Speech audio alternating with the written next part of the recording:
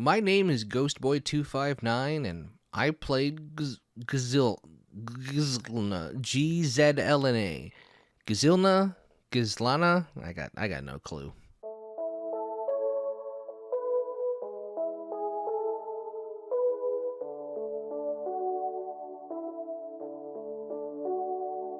The game, whatever it may be called, is a Brazilian game developed by Kodama Catarina Design. This is the only game they've made to date, with it being released in April of 2024, and it seems they're half an animation studio and half a gaming studio. You'll see what I mean in a moment. The game has two very different things going on: the actual game and the cinematic cutscenes. The game is less than 2 hours long, so if you think you might be interested just by looking at what you're seeing now, I would go and do that before I get into anything else. And a good chunk of that are actually just the cutscenes, and you can just watch the cutscenes on YouTube. It's like 23 minutes long. There is tons of dialogue in what I assume to be Portuguese, and the shots are really beautiful here. The creators have either studied cinematography or film theory in general, and while, there's nothing super unique or groundbreaking, I genuinely don't think I've ever seen cinematic shots like this in a video game. If you want to watch me play this game live, you can go to youtube.com/realityescapeplays to see the VOD. You can watch me stream games live before they get turned into videos at twitch.tv/ghostboy259. You can support this channel on Patreon or join our Discord with links at realityescape.ca, and you can subscribe for 2 videos every week about a game you've maybe never heard of. There is so much movement, exposition, well-designed characters, and really cool environments. It's also very artsy and modern, and it's never clear what's going on. The dialogue is really strange. I can't say for sure if it's translation issues or, excuse me, please don't do that. This is an all ages YouTube channel, ma'am. Anyway, as I was saying, the dialogue is very strange. You're getting so much about the world and its lore and the characters' goals, and none of it stuck with me. I don't know if she's a robot. I think this girl is this guy's daughter. I'm not really sure what she wants.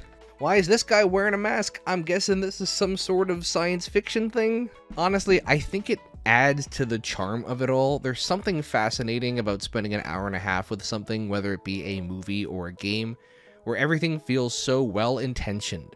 Things are placed in specific spots for specific reasons, and the entire time you're just asking yourself what is happening. And you never get the answers by the end. Like for people who didn't understand Mulholland Drive until the 3rd watch through, like me. Except the 3rd watch through doesn't exist here. You can keep playing this game, it's not going to become any more clear. Unless maybe you speak the language. It's a really cool looking world, and I honestly think if I understood it at all, maybe it would just be generic science fiction lore.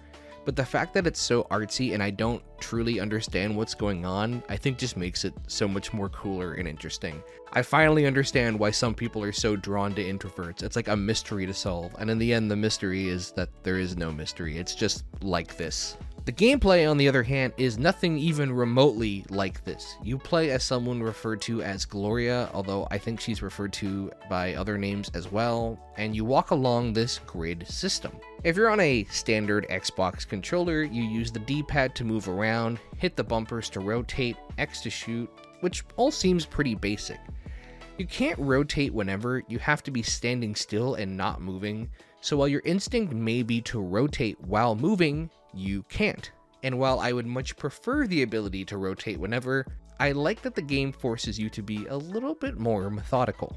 Later on, the game adds a little bit more. You get points when you collect the little things and you kill enemies, and these can be used to upgrade your damage, your speed, or your health. And for the final section, you actually get special abilities for these. A power shot, a blink ability that makes you skip over a tile, and a heal. You also get points to upgrade these abilities overall, things like crit rate or more lives, and you can change these at any time so you're never married to a build, which is really nice considering the game's only an hour long. The game is very short, there's only a few different levels, and you only get the coolest abilities for the last little bit, but man, do they make the game complicated at times.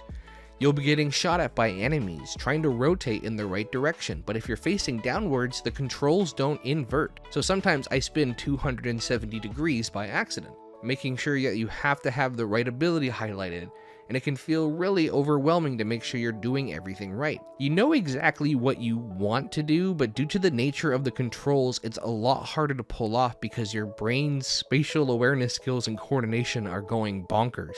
But it's overwhelming in the best way. It's really cool to have your brain think, this is what I want to do, but not being sure if you're able to do it because you mix up the triggers with the bumpers, then you use a skill instead of shooting and you're trying to select heal, but you rotate and jump off the map instead. The gameplay alone has so much potential. They could have easily made a 7-8 hour game like this that had way more boss fights and cool levels and made it this amazing puzzle-ish game that really puts your hand-eye coordination to the test and trying to remember what all these controls do.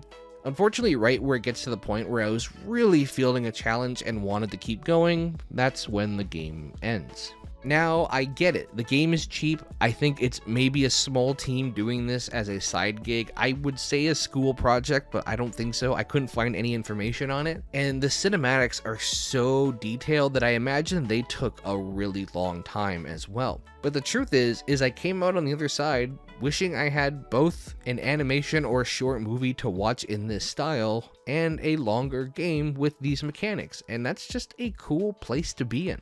The gameplay doesn't feel like it's a cheap throw-in after the visuals just to make it a game. They feel like two very separate entities, but because they're both strange and you never feel like you have your grasp on both story and gameplay, they somehow fit so well together. If nothing makes sense, everything makes sense.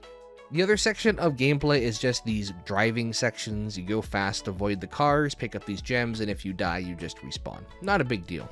The gems are to collect points. They're everywhere, and in the base game you have to collect them all to proceed, and the faster you do it, the higher your combo multiplier stays. So if you want to challenge someone and see how high of a score you can get, then, have at it. It's fine. This definitely feels more like a throw-in gameplay section than the base game, that's for sure. If this was the entire game, this would be a very different video. I've talked about games before on this channel where I mention how players feel a disconnect when playing a game, whether it's through story versus mechanics or sometimes even mechanics versus other mechanics. And the cinematics versus gameplay could not be more disconnected in this game, and yet it just feels like this very whole experience. I truly felt like I was experiencing something completely unique in the best way possible, and I left wanting more of everything it had to offer. I would love to see more cinematics, see the world more fleshed out, but I also don't want any clear-cut story exposition. I just leave it as confusing as possible. More maps, more boss fights, don't explain anything to me. The animated sections are all on their official YouTube channel. It's 23 minutes in total, and I recommend checking it out. There is some implied nudity in there, but you can't really see anything, but just a warning. It's definitely a badass femme fatale story, and she doesn't always wear the most clothing available. I really hope this isn't the last we've seen from this developer, whether they come back with something new and keep that cinematic cutscene style or continue to develop these concepts into a fuller experience. Maybe this was more of a test type thing, or even just make more animations for me to watch. That would be cool too. This is just one of those games that once you're finished, you just let it sit with you for a bit and you go, hey, that was pretty neat, and I don't think I've ever seen anything like that before. And in this day and age, that's pretty cool. I still can't pronounce the name of the game, but I can pronounce that my name is Ghostboy259 and I played GZLNA. This one. Next time, I'll play something else. Thanks for watching.